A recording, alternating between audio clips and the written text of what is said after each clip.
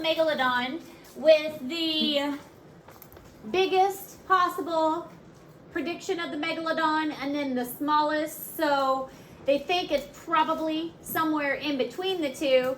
And then a great white for comparison and a human for comparison, just to get an idea of the size of the megalodon overall.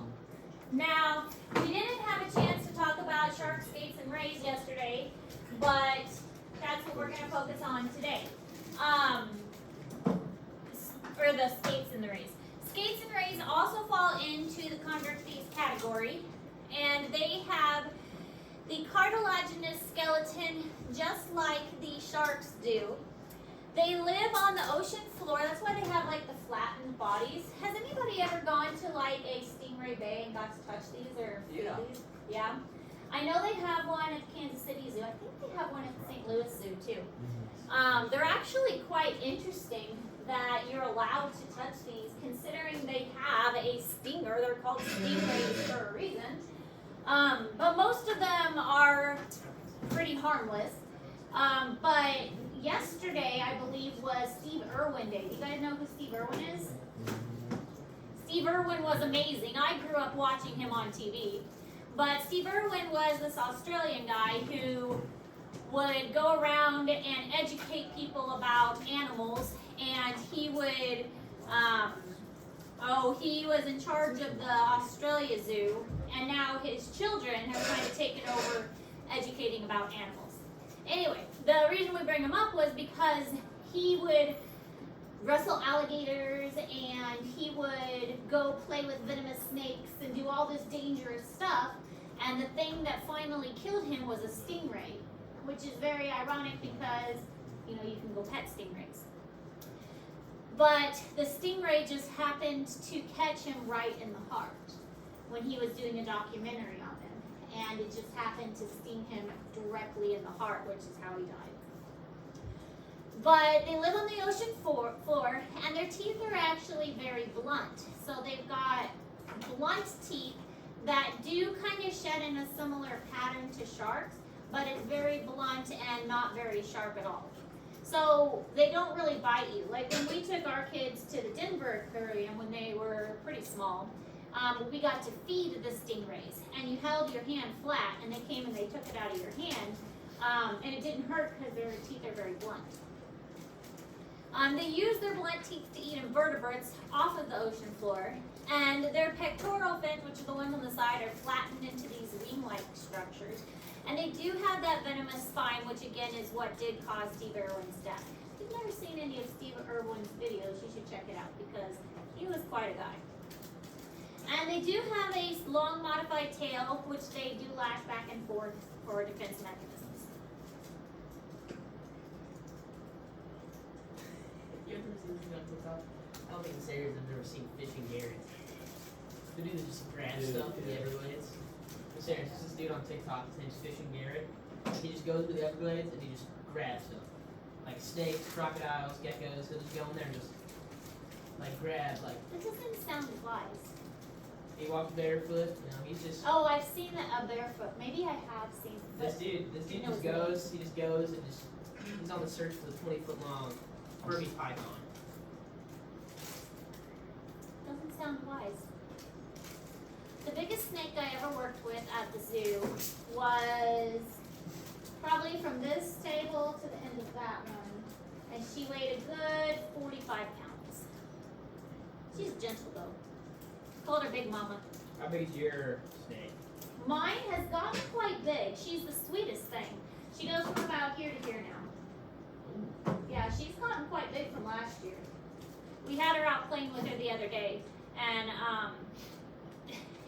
every now and then I just walk by and I just pet her. My kids make fun of me because I just talk to her. Does she roam free? Every now and then we let, well, she's in a cage. But like during the day she's in a cage, but every now and then we take her out and we just let her, we keep an eye on her. That'd be tough. Imagine you just have a snake around your house instead. We take her out at night usually when we're getting the kids ready for bed, and she hangs out with us, and she'll crawl around me and my daughter. And we just have to make sure the dogs don't bother her. Because the dogs are usually around when we do bedtime too. Do you still have your cats? I have 3 cats.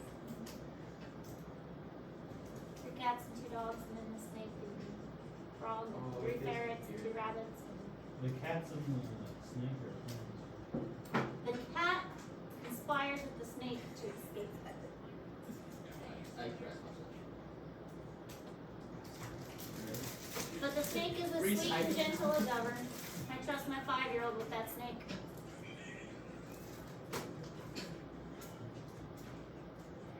Never ever has it been aggressive. Never tried to strike us.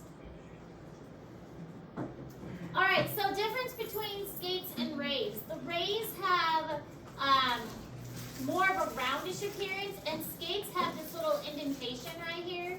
You can kind of see how it indents.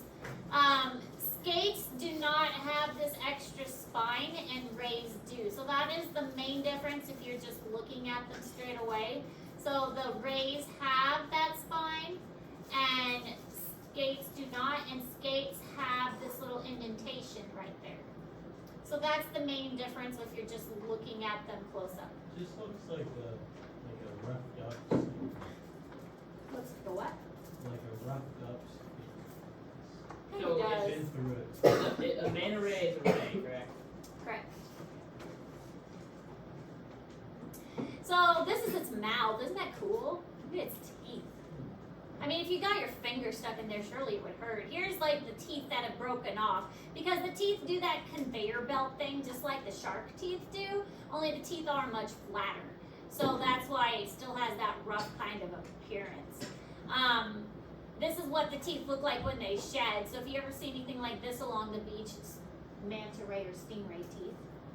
This is what they look like if they wash up on the beach. And this is that venomous spine that is near the tail region. So they do have that venomous spine. Pretty cool.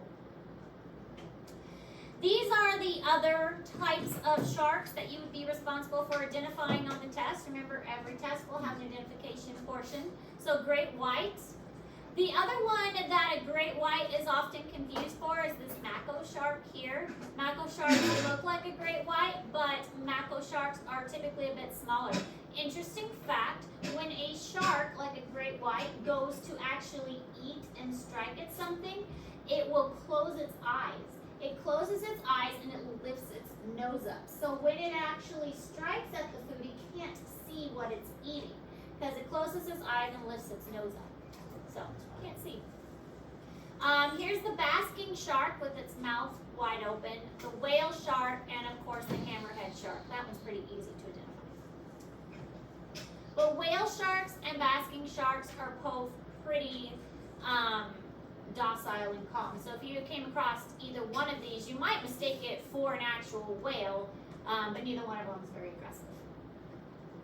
So these are both pretty large and they're filter feeders. Here are examples of the different kinds of skates and rays. A typical stingray, their face underneath is kind of cool.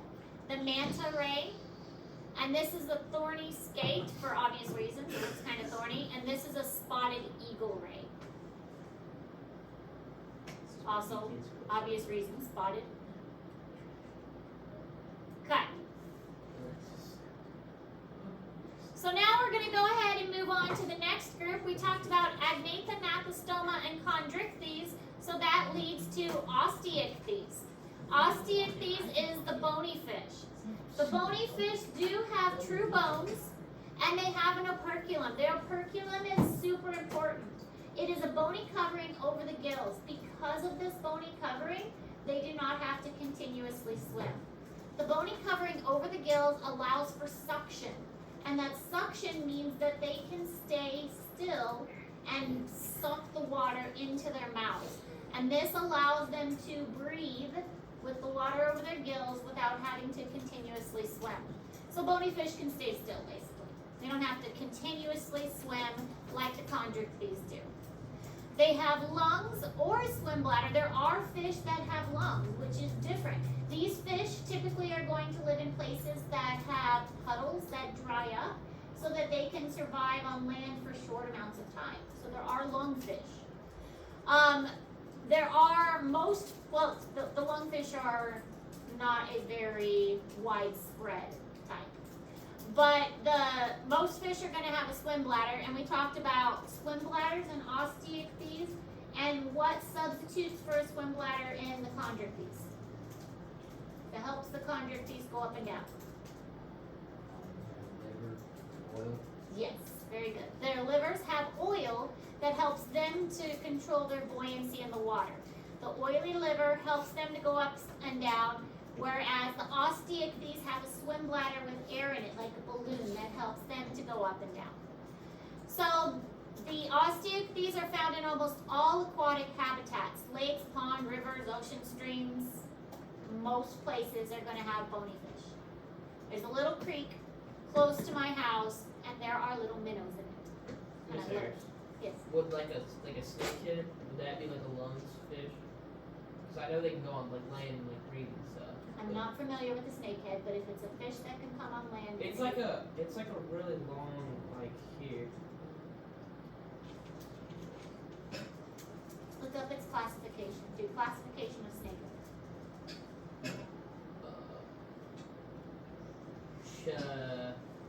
Chinidid? Go up higher than that. Like, what's its class? It says higher classification Chinoidae. Chinoidae. Go even higher than that. I don't recognize Chinoidae. Kingdom Animalia, phylum Chordata. Okay. What's next? That's as high as we get. Well, go. Keep going. Animalia, Chordata, and what's next? The scientific name. There should be more. Because It says they breathe air with their gills. Is there- But they also, they can like survive on land for like long periods of time. they might just be very good at holding their breath. What are your thoughts on mantis shrimp? Mantis shrimps. It's almost like it punch super hard. Yeah. It's like they're like I rebels. think that different animals have different abilities to survive, and that's one of the reasons I love zoology so much, because there are so many weird and cool animals out there. Can we go fishing for a mantis shrimp? I think most of those kinds of shrimp are probably marine, so they're probably not Yeah, around maybe in we just want freshwater. to trip to Florida. You ever heard of a clown knife? A clown knife fish? Clown knifefish, I don't know. This is a clown featherback. They're known as clown knife fish, but if you watch River Monsters, you know that. They're some weird looking fish. Again, one of the reasons why I love zoology. There's so many weird animals out there. But look at Oh my gosh, it looks like a car. Look how cool that thing looks. So lungfish have lungs to breathe on land if necessary, and that's because the places that they live are drought areas. The water will dry up and leave them in basically muddy puddles or just encased in the mud, and so they cannot always rely on their gills. If they're burrowing in the mud, they have to be able to get their oxygen from somewhere, and so that's why they will have lungs. Sometimes they'll go into what's called aestivation. Aestivation is kind of like hibernation for dry temperatures. So hibernation is for cold weather, aestivation is like a sleep for hot weather. Like, it's for hot weather, it's hot weather sleep. Hibernation is cold weather sleep, aestivation is hot weather sleep.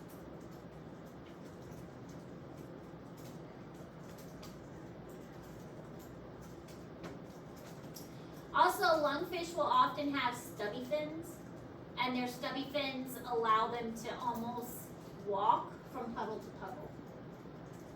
So you can see his fins back here are much thicker than you'd see in other fish, and that's so he can almost walk from puddle to puddle.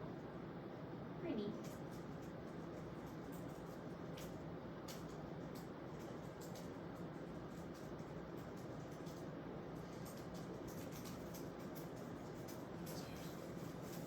Chris, you're about to get a board. I'm not even in this class, bud. Pangea? Yeah, like Pangea. That's it, you're getting it. Is that like October? It sounds about right, but wherever Pangea and Wegner was, that's the story. Probably. Of course you did, man.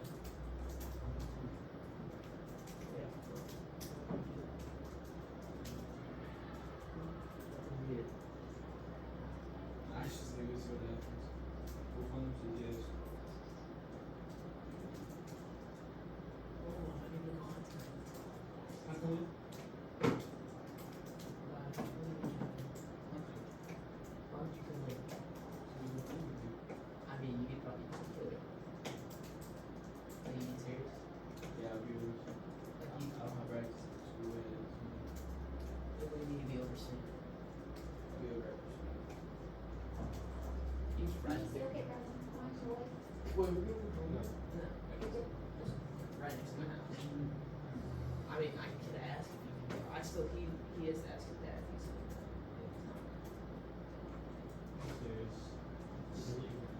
Me too. You want to shoot him with I went to bed kind of early, but tonight my son has a choir concert. And then I have this brilliant idea to plan a breakfast carry-in for the staff. That means I have to actually go cook stuff for the carry-in tomorrow. So yeah, concert and then cooking. I don't know if it is heavy. Then that means I get to eat a lot of good breakfast tomorrow. Bro. All right, ray fin fish. There are a lot in this subclass. Again, the weird classification subclass. They have a swim bladder that is filled with air that helps them to go up and down. And we already mentioned for sharks, it's the oil in the liver. Sturgeon and paddlefish. Has anybody ever seen a sturgeon or a paddlefish? I've seen a sturgeon. Aren't they weird looking? Did you know there's paddlefish in Harrisburg? I didn't know there were some in Harrisburg. I knew in the Mississippi and Missouri River. The lake, there's a lake on 124 where they stock paddlefish in it. Oh, I figured it had to be stocked. Yeah. But when I worked for the Missouri Department of Conservation, I went out one day on the Mississippi and we caught paddlefish and sturgeon. That was pretty fun. But the sturgeon, particularly, that's where you get caviar from, the sturgeon eggs. So sturgeon are valued for their eggs, which is what is used for caviar. They're mostly found in freshwater, in rivers particularly. They do have a lot of cartilage in their skeleton, but they are still classified as osteochthyes. You should find one. Find sturgeon, they're really hard because they're deep in the river. Bottom dwellers. Bottom feeders. We can probably sanction like a settlement. To get them, when I was with the Department of Conservation, they had to set out nets the day before, like gill nets, and then we had to go back the following day. And gill nets are illegal for regular people. And did you guys what's it called? Like when you drag the bottom for like the paddlefish and you just try to hook them. What's that called? Sign? No, not sign. Snagging. Did you have Snagging? snag one? Yeah, we did that. I know you can do that legally for paddlefish. Yeah. Well, and again, with NBC, we had special. You can do whatever you. Yeah. We were doing surveys and stuff. So. What kind of sturgeon is it? Like white sturgeon? We should do it to like a zoo. We should go to the zoo. It's tough. And get backstage access and go into the. When I worked for the zoo, I got lots of backstage access. I got to rub lemur bellies, and I was seriously this close to a lion. I was here, the lion was here. Those things are big. I want to touch a monkey. Big. Like his paw, huge. He was just sitting there looking at me, and I'm like, yeah, you're giant.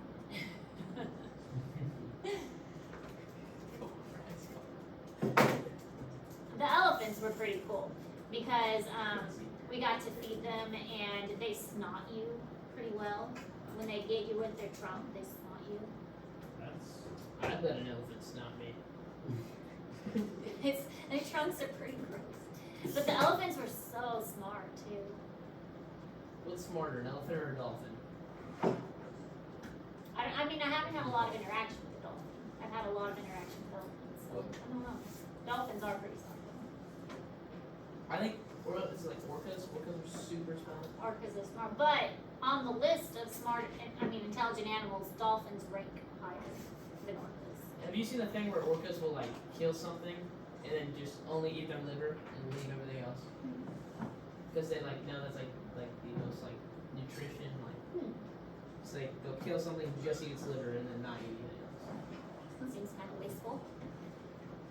All right, so lungfish, paddlefish, sturgeon.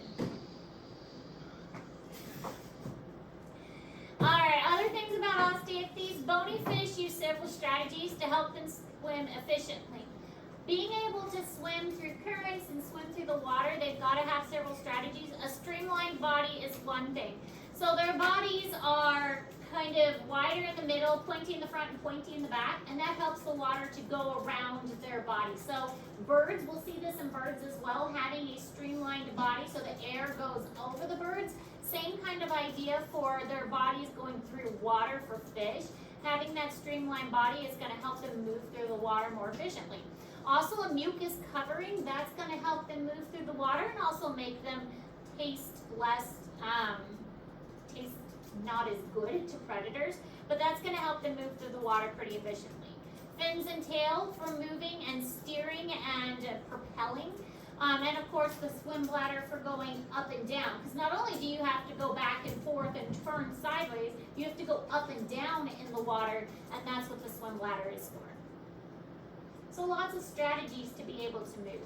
Of course, according to evolution, life originated in the water, so it was land that required more adaptations, and then flight after that required even more. I mean, I would assume so. They would have to deal with Gravity. gravity, Yeah. all that. Yeah. Ocean first, water first, and then land, and then flight.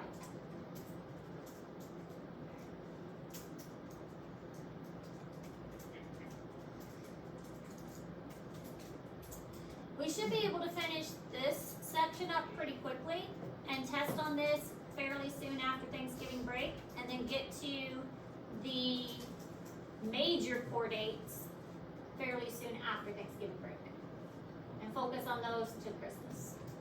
So, Miss Sanders, do you think we're like the peak of evolution? I mean, I'm sure you can always get better. I think we can almost. Yeah, we can always get better, but right now. Oh, right now, but I think Imagine if we all look like John Cena. That would be. I think there is always room for improvement, and things will never stop changing. I think evolution will continue to push for change as long as the environment I mean, will change. you never know. We all look like Dwayne The Rock Johnson. That's what we know. We could also like. Or Shaq. I mean, of course, it would take like Bro. thousands, maybe. That's the thing with millions of humans, years. though, is our lifespan is so long that organisms that have longer lifespans take longer to evolve. Organisms that have shorter lifespans evolve much faster. So things that have really short lifespans, like bacteria and insects, they're going to have faster evolution rates than things like us that have long lifespans. So other things about Ostiechthyes is a closed circulatory system and a two-chambered heart. Now we're going to see when we get to the more advanced organisms that they're going to have more chambered hearts, but right now with Ostiechthyes, just a two-chambered heart. One heart chamber to receive the blood, and then another heart chamber to pump the blood. So just two chambers. How many chambers do we have? 3. 4. I would hope you would know that, Tristan. We have 4 chambers. Their eye lens is round, so when we get the perch, I want you to do this. I know this sounds gross, but it's so interesting. When we get the perch, I want you to pop its eye and get the lens out. Because the lens is a perfectly clear round ball. So fascinating. Their lens is perfectly round because when our eye focuses by changing the shape of the lens. Our lens gets bigger and smaller by a series of small muscles. So our lens actually changes shape. However, with a fish's eye, the lens is round and the lens moves back and forth. That's how their eye focuses. So their lens moves back and forth. Our lens stays in place, but it gets bigger and smaller. That's how we focus. I think we developed the cow eyeball. Yeah. We took out the lens. But when we get to the fish, I want you to actually get the lens out of its eye because it's a perfectly smooth round ball and it's so cool to look at. Countercurrent gill exchange. This is something else that is fascinating. This is a super efficient way to allow them to breathe.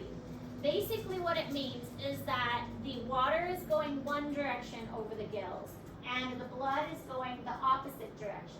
Because the blood is going one way, the oxygen is going the other, the blood is always coming into contact with fresh water. The fresh water is bringing fresh oxygen.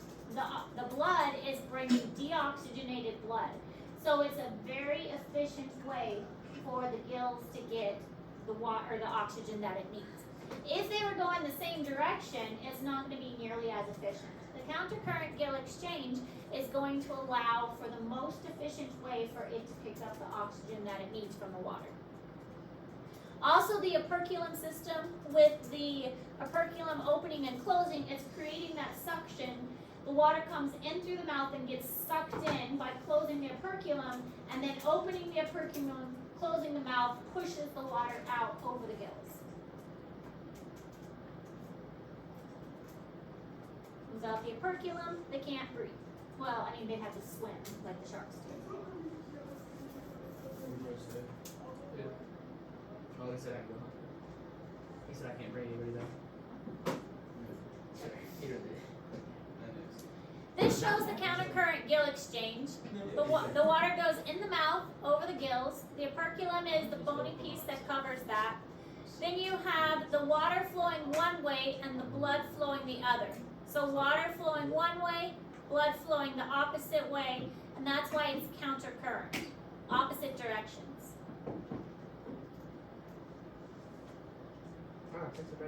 So we're going to watch a video about countercurrent gill exchange, because you can bet there'll be a question on the test about it.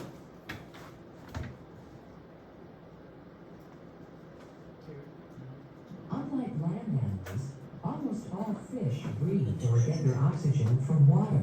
Instead of using lungs, fish breathe with organs called gills. Most fish have 4 pairs of gills enclosed in a gill chamber on each side of the head. On the outside of the body, a flap of bone called a gill cover protects the gills of bony fish. To get oxygen, fish gulp water through the mouth and pump it over the gills. In many fish, the breathing process begins when the gill covers close and the mouth opens. The walls of the mouth then move inward. The mouth partially closes and the gill covers open. This action forces the water from the mouth into the gill chambers. The inside of each gill consists of fleshy, thread-like filaments. Water from the mouth passes over the filaments. The filaments are closely spaced along a gill arch in 2 rows. Each filament has many tiny extensions called lamellae. Blood flowing through the lamella takes oxygen from the water and releases carbon dioxide into the water. After the fish receives its oxygen, the water passes out through the gill openings and the breathing process begins again. So water flows one way, blood flows the opposite way, countercurrent to each other, and it's always being in contact with fresh water, fresh oxygen. Now, fish also have something called a lateral line system. This lateral line system is a series of lines along the side of the fish. You can actually see these little holes on the side of the fish. This allows them to detect movement in the water.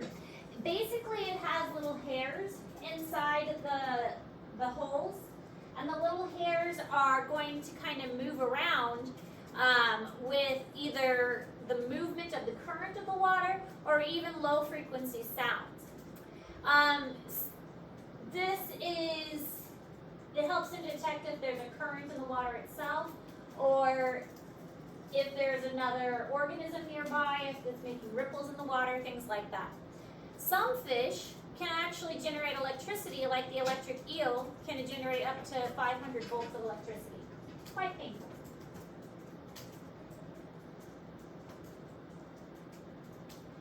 And what was the structure on the shark that can detect electricity? It is on its nose. What was it called? It's a weird name. It starts with an A, but it's like something of something. You said this the other day. Did say it. It was, Ule of Lorenzini. yeah. Some it was Lorenzini guy funny. discovered it. Something weird. Weird name. If you discover it, you can name it whatever you want. So some Lorenzini guy probably discovered it and named it after himself. Honestly, if I could name something, it would be a bad idea. something of Tristan.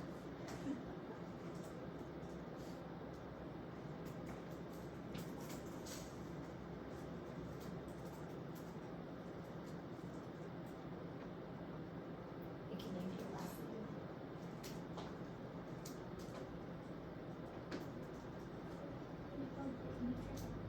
Tricky. If I ever discover something, it's gonna make sense. None of this weirdness that doesn't make sense. That I mean, like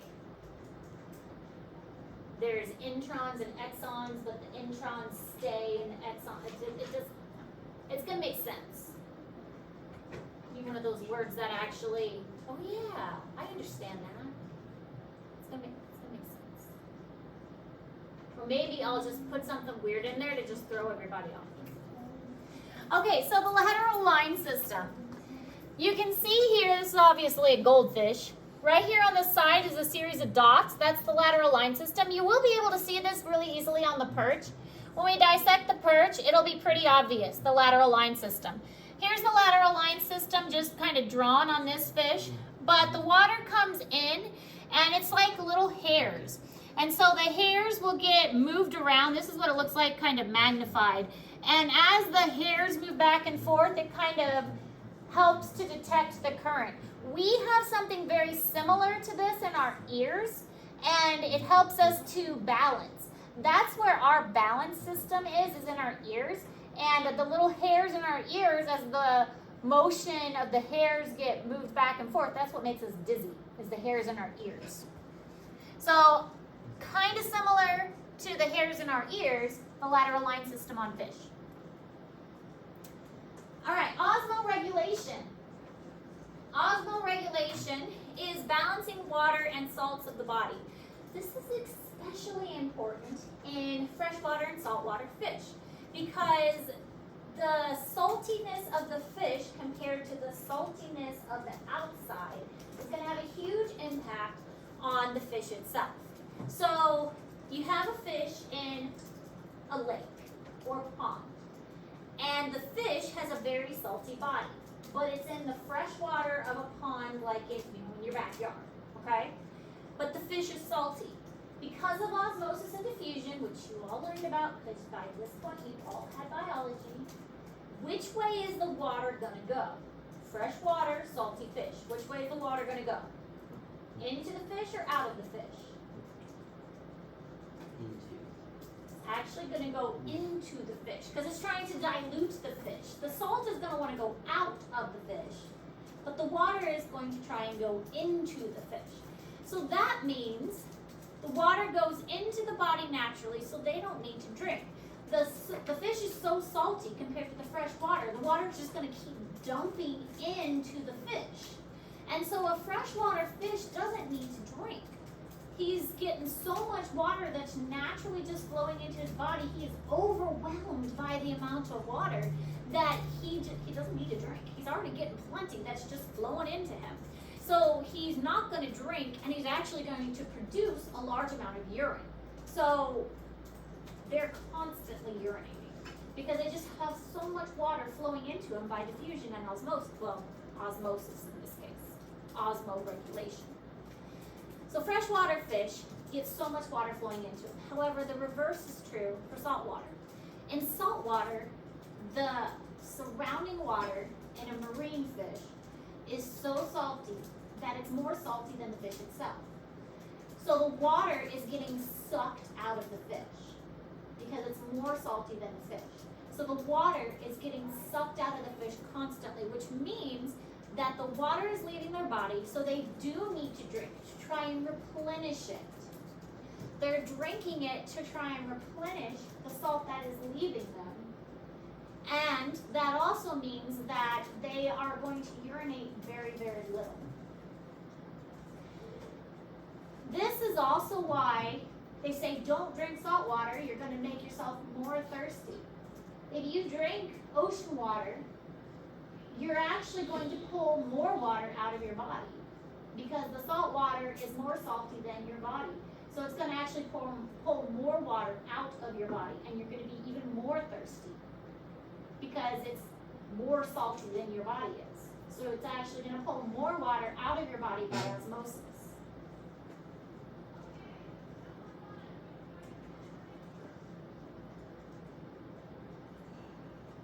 Does that make sense to everyone?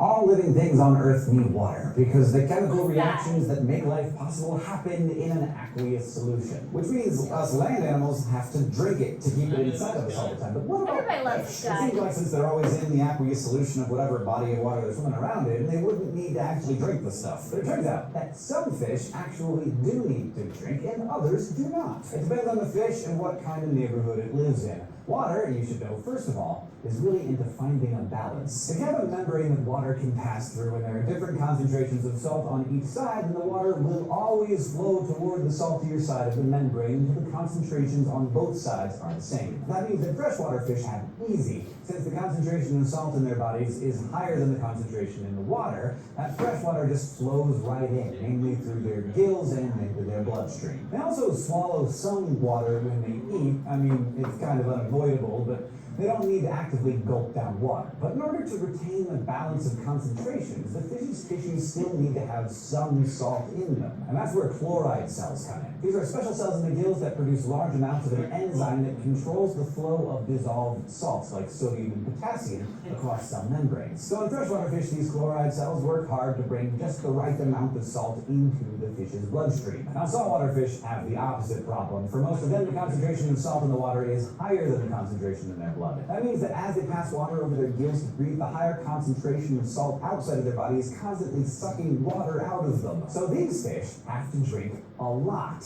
which they just gulp down by the mouthful. But since the only water around is salty, they have to filter out the salt to make it safe for them to absorb. A lot of that salt is filtered out in the fish's kidneys, but these fish have chloride cells in their gills too. It's just that in their case, those cells are constantly pumping salts out of their bloodstream and into the saltier water. So they may be surrounded by water, but no matter where they live, fish are always looking to find that balance. Thanks for asking. If you have a quick question you'd like to...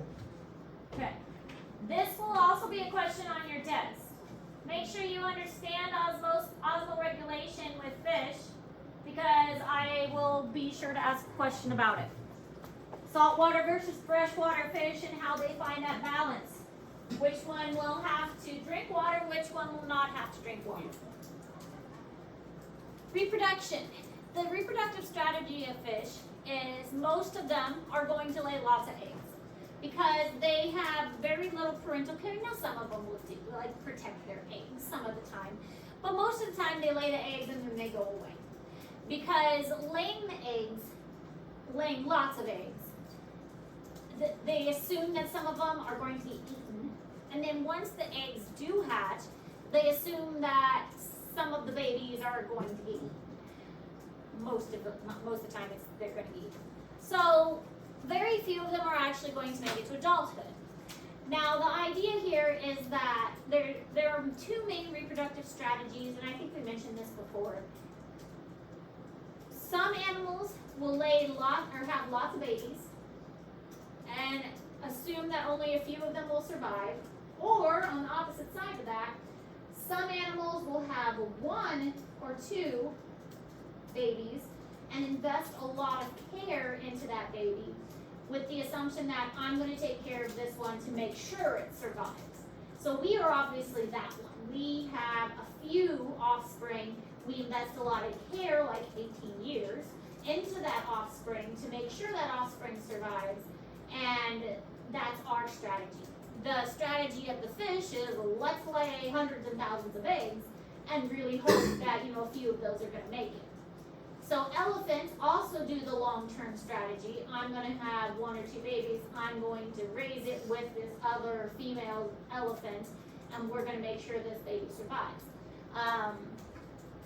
Insects were another one that laid hundreds of eggs with the hopes that a few of them survive. And same thing with spiders and rodents. Rodents have lots of babies, and they will be able to reproduce again in like a month. Rabbits, another example, because they are herbivores that are low on the food chain. So they're just assuming, okay, we're all going to get eaten, so let's make sure we can have lots of babies, so hopefully something survives. They will often mate in large schools because it's safer, and a lot of times animals that live in the ocean will just put their eggs and sperm out there in the water so that it all mixes up in the water. That's called spawning. We saw that with the corals as well, and the sponges. They're oviparous. I don't think we talked about oviparous much yet. Oviparous means that they are egg-laying, and the eggs are going to develop outside. So the egg laying we see in fish, but we also see it in snakes and amphibians and things like that. Many fish do not care for the young, but there are some that do take care of their young. For instance, there are seahorses. The male seahorse does a great job. He cares for the babies in a pouch. He has like a little pouch that he takes care of all his babies in. Some of them will carry the babies, not seahorses, but other fish will care for the babies in their mouth. And they open the mouth and the babies are in their mouth. They have a special, it's called gastric brooding. They care for the babies in their mouth. I think in Finding Nemo there is a picture of that, like a little clip of that. He opened his mouth and all the babies went out. And then he, Oh, yes. yeah, and then he opened his mouth and all the babies went back in. Thanks, Suze. Yeah. In Finding Nemo, there's a lot of accuracies in there. They did a good job. Oh yeah, here, gastric brooding. Got lots of babies in his mouth. And here's his little baby. The dad seahorses are really good dads. He's got a little baby in his pouch. Seahorses are cute. Alright, a couple other fun facts about fish. Oh, I like this one. Anglerfish. We're all familiar with the anglerfishes, right? They are the ones that live in the deep ocean. They have the little thing that angles down and it's a bright light. Those are the females. The males, oh, they're so weird. The males are tiny, and when the male finds a female, he will bite on and attach to the female. And then he grows into her and becomes part of her. And he becomes part of her blood system. And then he literally becomes part of the female and ceases to exist outside from her and grows into her. Because in the ocean Good depths, relationship. he will never find another female probably again. So that way he will never be apart from her. He grows and becomes a part of her. Isn't that neat? Alright, turns out we can't actually shoot. That's We really told kind of them. cool. He grows into her. The flounder fish starts off as a normal fish, and then he lays on his side, and then his face migrates upwards. And his face starts off on the side, and then his face migrates upwards, so that his head's twisted looking up. So that's kind of cool. Most fish are dark on the top and light on the bottom, so that when you're looking down, it looks camouflage, but when you're looking up, because it's lighter when you look up, it's camouflage. Birds do the same thing, by the way. When you look down, it's more camouflage, so they're darker on top and they're lighter underneath. Fish have growth rings on their scales, like rings on a tree, so you can look at their scales under a microscope and count them to find out how old they are. And some fish can produce 3 million eggs at a time.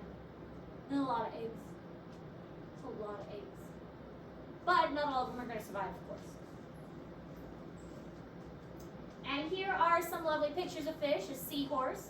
The white perch, this is the one we're going to be dissecting. So our fish are going to look like this that we dissect. Here's the flounder. Look at his eyeballs. Aren't those weird? Because his face is distorted. He laid on this side, and then his eyes mutated and migrated up. Hey, Miss Ayers, I got a cool picture. Of Show what? you. Show you. Okay. Then we've got a rainbow trout, of course. Those are pretty common. Puffer fish. Puffer fish that are not puffed up look really weird. Isn't his dad attractive? Dude, I'm not come going on. to comment on that. No. They're That was funny. yeah. Those are neat. Yeah, we caught them with fishing. Those are neat. Flounders. And then clownfish, ooh, cavefish. I went cave fishing with the MDC as well, and they have no eyes, no color, and special receptors to help them sense things since they don't have eyes. And this is the anglerfish here. He's got all kinds, this one's girl, got all kinds of receptors, and it's little bacteria that are in the little bulb that glow. Little bacteria, symbiotic relationship. All right, any questions about that? I'm going to put both dissection preps up, but I would like for you to do the shark first, because what I would like to do is dissect the shark on Monday and dissect the perch on Tuesday. But that means we got to work on these dissection preps in order for that to happen. So I'm going to post both of them, but do the shark first.